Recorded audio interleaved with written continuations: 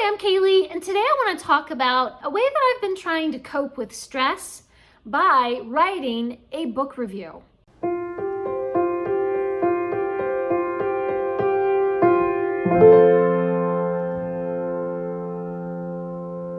the first thing that I want to do is look in our BookTuber shout out little book here and pick somebody to shout out randomly.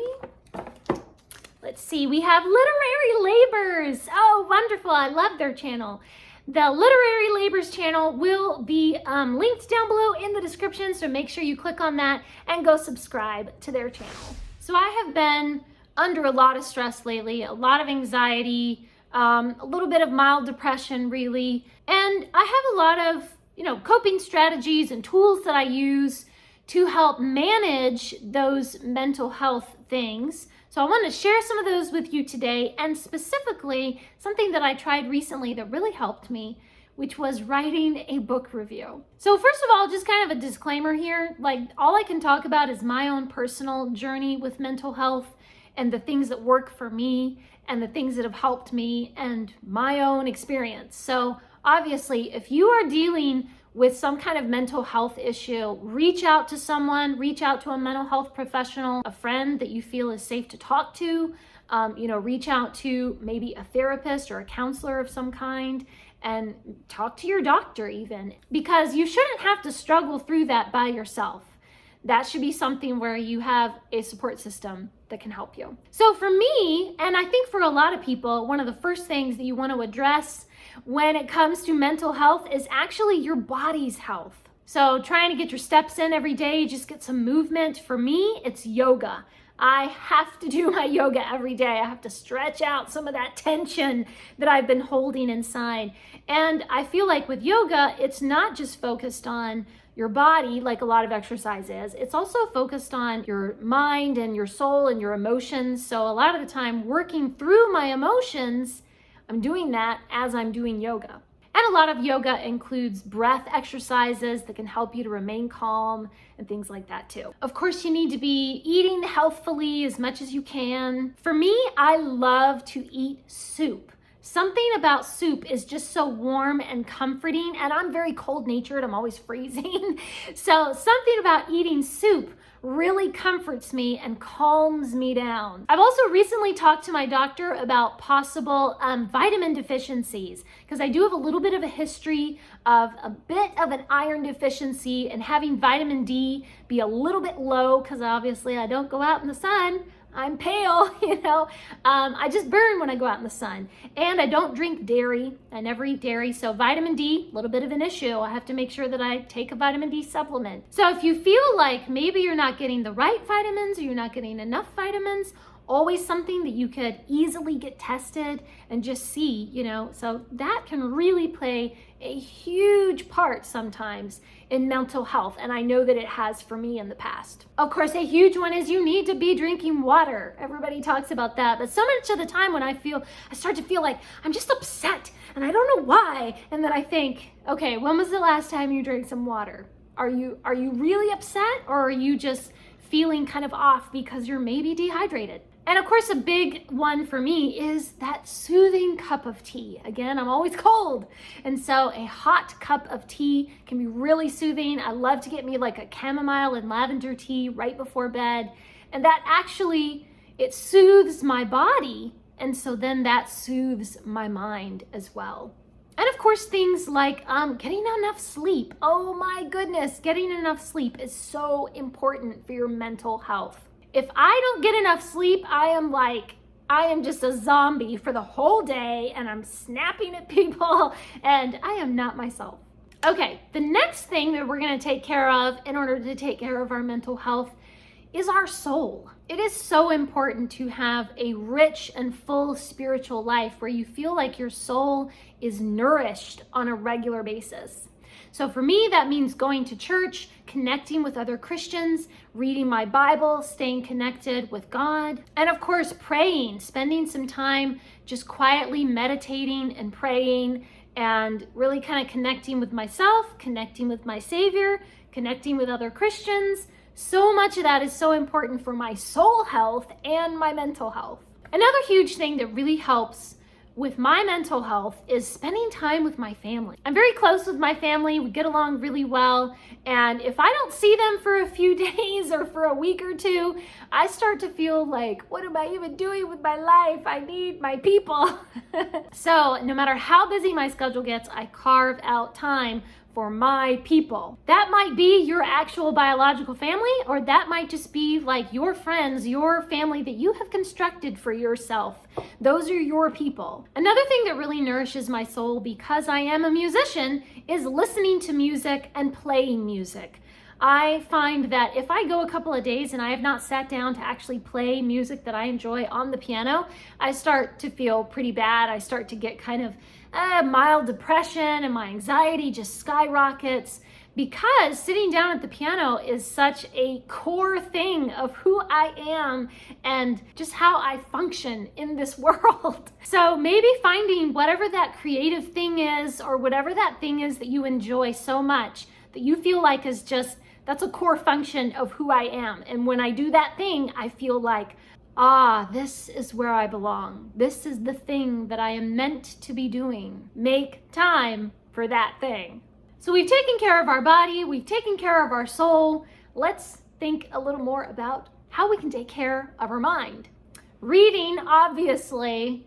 Reading a book that you really enjoy, that you're totally immersed in, can be so fantastic for your mental health. And then sort of, I feel like the flip side of that coin is writing. If you sit down and write in a journal, or just write a silly story that you're never going to show to anybody, or just journaling about how you feel, journaling about what is making you stressed out, can be so helpful. One thing that I try to do every day is I try to spend at least a couple of minutes, at least a few minutes in meditation. So my mind will just be racing all the time. Like I literally cannot stop my thoughts from just racing all over the place.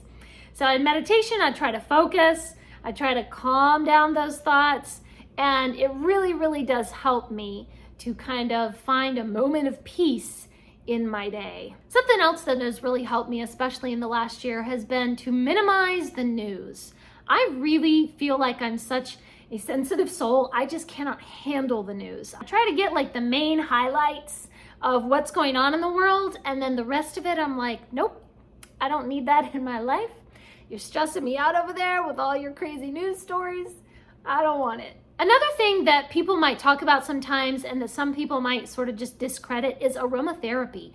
Man, when I start freaking out about something that is going on and that is stressing me out so much, and I'm so angry, or I'm so upset, or I'm about to cry, man, if I can just get like a little bit of lavender essential oil, I mean, I know you guys are like, oh boy, here she goes, essential oils. But that really pleasant scent really helps me to calm down. Instead of focusing on whatever that's stressing me out, I have a little moment to stop and focus on a pleasant scent.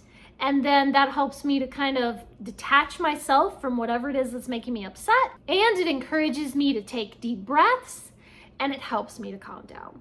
If you haven't tried it, I really encourage you to look up aromatherapy, especially lavender. It can be really calming. It's one of my favorite scents. And it's just one of those tiny little things that can really be helpful. All right, so those are all of the self-care things and all of the kind of calming tools that I will use to manage my anxiety, my mild depression, and whenever I'm just getting stressed out. But recently, and I mean recently like in the last couple of days, I came up against a very difficult situation. I was getting really upset. I could not stop crying.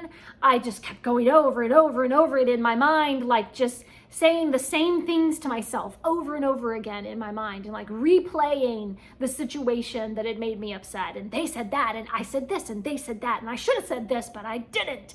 And just, oh my goodness, I was spiraling, guys. I was spiraling. So I took a breath, tried to calm myself down. It really wasn't working. And I thought of a meditation technique about how you can sort of detach yourself from the situation and try to look at it the way you imagine another person would look at it. And I had the idea to actually review my day as if I were reviewing a book that I had just read, as if that day today and that difficult situation and my response to it were all part of a story. And this is just a chapter in a story that I'm reading.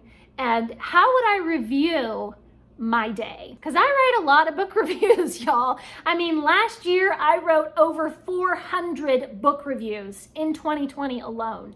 That's more than a book review a day. So like, this is a thing that I do. Why not turn it around to be a coping mechanism for stress? So I'm gonna read to you guys the book review that I wrote of my stressful day this past week. I gave my day a rating, 3 out of 5 stars. Our main character, Kaylee, had a tough situation in this chapter, but she handled it with grace and patience. What a cool and complex character.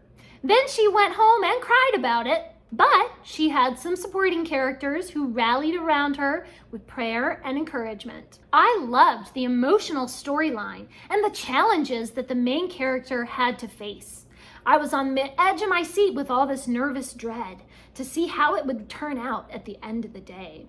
It's so great to see this character achieving her dreams in the face of opposition. The writing style was a little too jumbled with overthinking, but the character made an effort to stay calm and focus on Christ during this minor crisis. I liked the part where she prayed and read Bible verses. Overall, a pretty dramatic chapter with some anxiety, but the way it was handled was very encouraging and sweet. Characters, 4 out of 5 stars. Anxiety, 1 out of 5 stars. Prayer, 10 stars. And God doing his thing, 20 stars.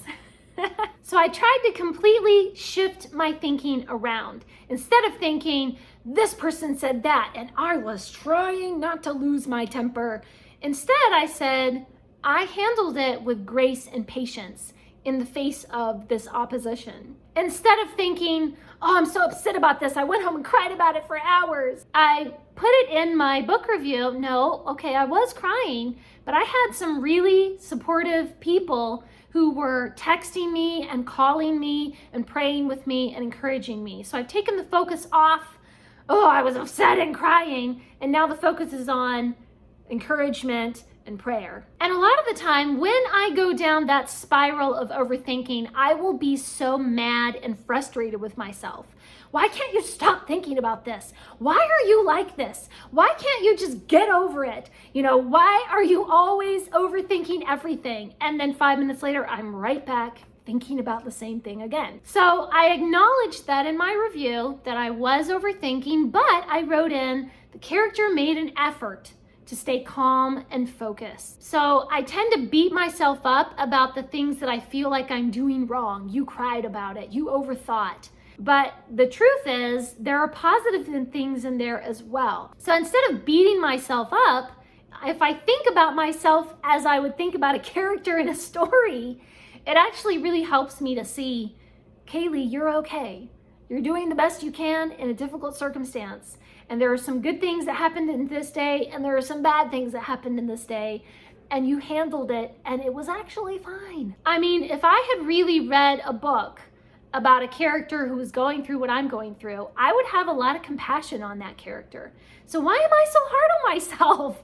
Why can't I have that compassion for myself? So I found that this exercise of writing a book review of my day and thinking of myself as a character in a story really helped me to get some distance from everything that I was experiencing and be able to think about it in a more balanced way, to recognize there were bad things and there were good things. So it really just pulled me out of that spiral of overthinking, that spiral of self-criticism, and it helped me to reevaluate my day. It helped me to look at it from a different perspective. And now, a couple of days later, I'm fine. Like, I had some anxiety, I dealt with it. You know, the next few days have been drama-free, so I'm not upset anymore. I'm okay, at least until the next incident. I I hope that you found some of these things helpful, and I hope that maybe you'll try my little trick of, writing your life as if it was a book review. Please leave me a comment down below, and please feel free to share about your own mental health or little tips and tricks of things that you do to help yourself stay calm. I really hope that this can kind of open a dialogue and be a safe place for everybody to, maybe share if you feel like sharing about your own mental health journey. Thanks for watching. Please subscribe, and remember, the right book in the right hands at the right time can change the world.